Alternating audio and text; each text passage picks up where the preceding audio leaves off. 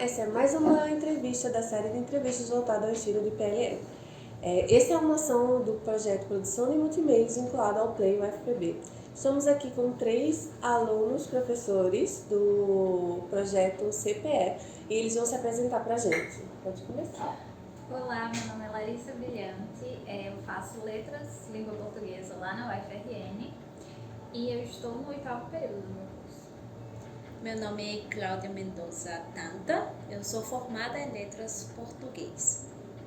Meu nome é Túlio, eu sou Túlio de Araújo, estou no meu 10º período de Letras Português já para concluir o curso. Que bom, também. E como vocês conheceram o CPE?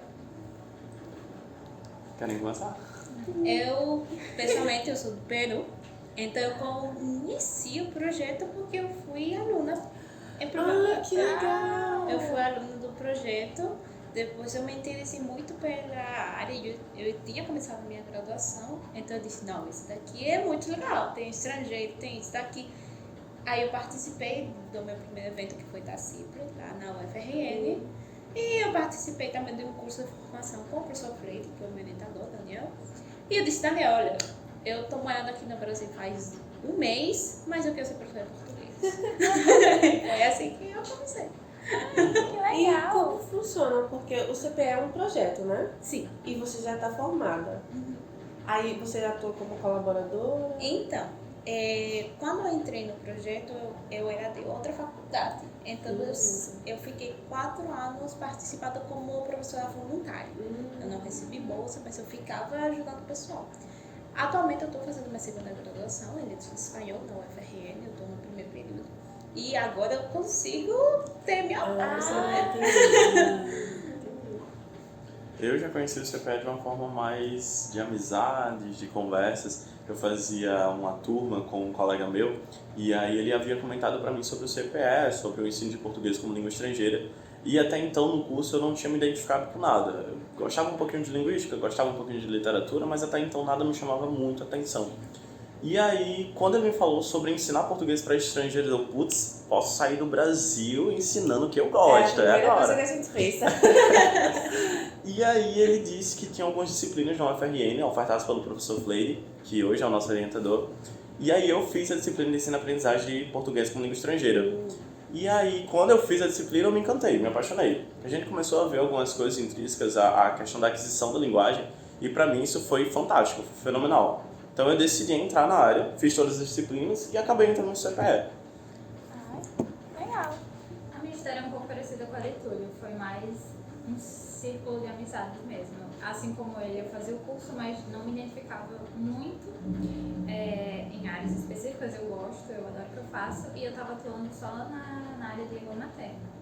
E aí Beth era uma bolsista antes de mim, ela se formou e precisava sair. E aí iria ficar uma vaga no projeto e eu entrei, e foi quando eu conheci essa área e também gostei. E agora essa é a área que você vai seguir? Ou não? Eu ainda estou pensando, mas eu gosto da Pode se identificar. Vocês já davam aulas antes de entrar no CPE? Eu dava aula de língua materna, inclusive. Então eu ensinava do ensino fundamental ao médio já. Eu também, eu sempre dei a aula de língua materna. Eu não, porque quando eu entrei no CPE, eu estava entrando na minha graduação. Ah, sim. Então, não. Assim, vocês dois, né, já tinham essa experiência de dar aula de português como língua materna. Qual foi a principal diferença, assim, de português como língua materna e português para estrangeiros? Daí eu queria falar. É muito distante, são 2 mundos totalmente paralelos.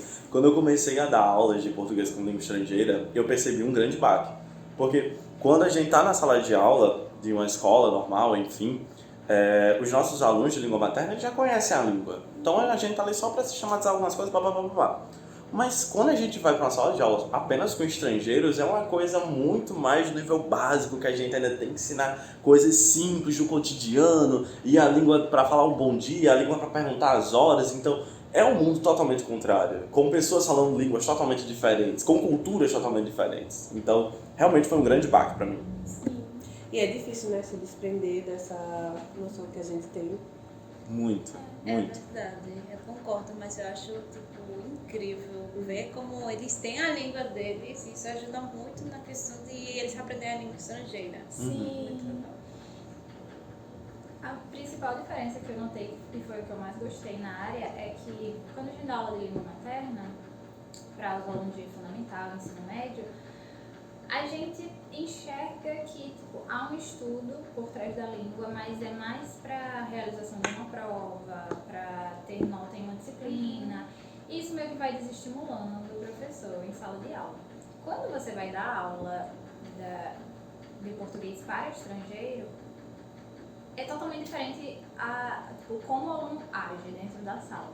Ele está sempre entusiasmado, ele quer aprender, ele corre atrás do que você fala, então instiga o professor de certa forma. E você vê um aluno que entra falando nada, não sabendo nada de português, conclui o curso se comunicando. Isso é bem legal. Com certeza. E eu acho que é muito interessante porque até mesmo as dúvidas que um estrangeiro tem não é a mesma dúvida que um falante de língua materna português tem. Então, às vezes eles pegam a gente de surpresa, algo que a gente nunca refletiu sobre a nossa língua. E aí, como que eu vou responder isso, né? Então é muito interessante esse Eu nem sei processo. como eu sei, então como é que eu vou passar isso para o aluno? E como que é a preparação das aulas? Nossa. É cansativo, né? Tem o seu lado cansativo, mas também tem o seu lado totalmente positivo. Porque quando a gente está criando material, quando a gente está pensando no aula, a gente está pensando no aluno. A gente está pensando no que ele precisa, no que ele quer e no que ele pode desenvolver. Então, a gente cria uma aula pensando justamente no que ele precisa. E aí a construção do material fica muito mais gostosa, fica muito mais prazerosa. Porque a gente vai criando, não com base nos preceitos de um documento, não com base nos preceitos do que a gente pensa, mas com base no que eles precisam, a partir da necessidade dele, o que ele precisa para viver.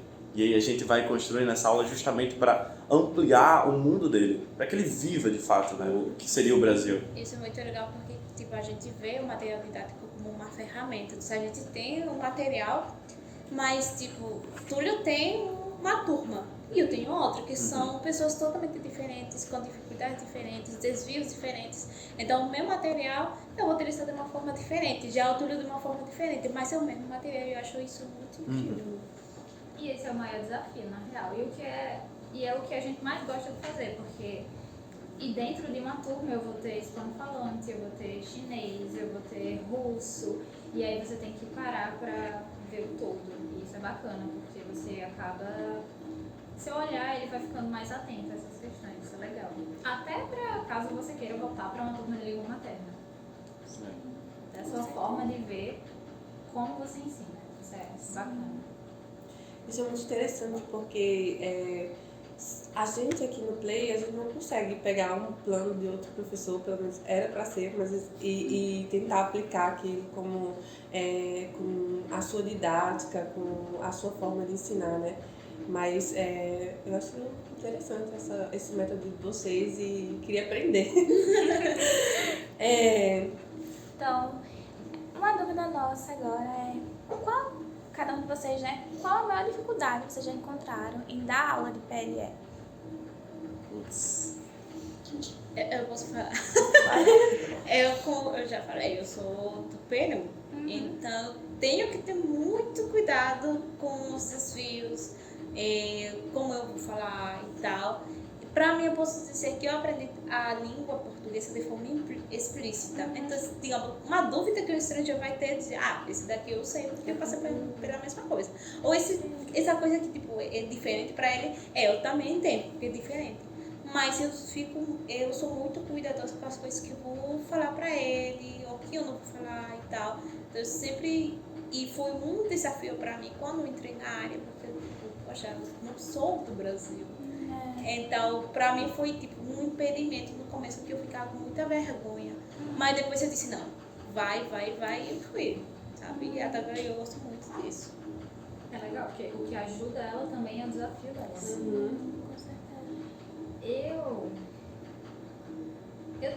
Existe, a gente dá aula para turmas multilingües, e daí tem alguns lugares que acabam sendo mais fáceis, apesar da língua ser distante. Por exemplo, o chinês. Dar aula para chinês, apesar de todo desafio, para mim é muito bacana, porque eu sinto o quanto eles interagem. Tipo, dá pra perceber que é um grande desafio pra eles, mas eles se esforçam muito. A minha maior dificuldade quando eu entrei foi dar aula para pessoas de línguas próximas. Porque chega um momento que o aluno já não se interessa mais. Para ele é tipo, eu sei me comunicar, eu consigo lidar com o básico. E aí começa a haver às vezes um embate dentro de sala de aula, enfim. Isso é desafiador, você tem que ter todo um cuidado para lidar. Quando é língua distante não tem esse problema. Acho que a minha maior dificuldade, eu compartilho muito do que Larissa fala. Um falante de língua próxima é um pouco mais complicado de lidar. E eu acho que o meu maior desafio foi quando eu estava dando uma aula sobre processos de colonização no Brasil, sobre a descoberta.